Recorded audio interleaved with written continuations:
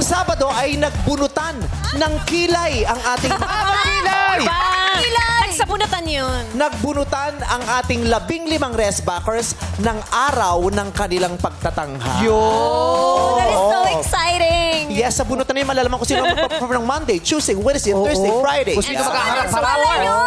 Ganon.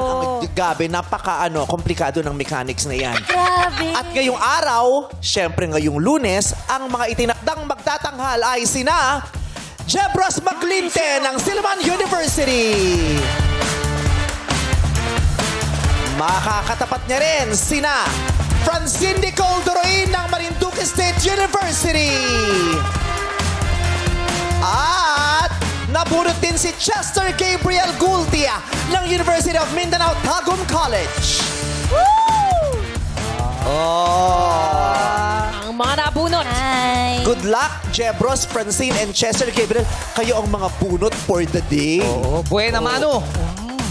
Masaya ba kayo na Monday ang nabunot nyo? Sakto lang po.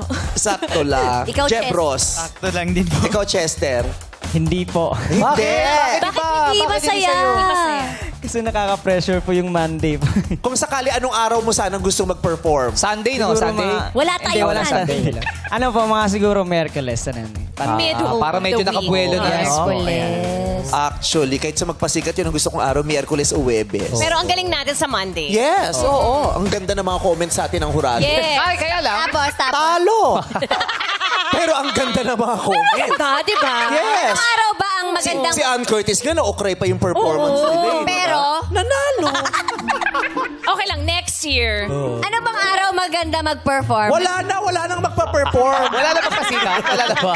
Wala na. Magpapakompetition na lang. Sepak takraw na lang tayo sa magpasikat. Nag-send na nga si Ann, di ba? Sinadjust, anong... Squid Games na lang tayo sa Anong petsa niya sinend? January 2025. Excited Si Ann siya. Curtis, taray, sa chat group, ang topic, magpasikat. Kaya pala hindi pumapasok, nagpa-practice. Pinaghahandaan na tayo. So, ang pasok mo, October paan. Wow. You're such a ball of sunshine. Pero... Nanalo. Nanalo. Yun ang importante. Nanalo. Pero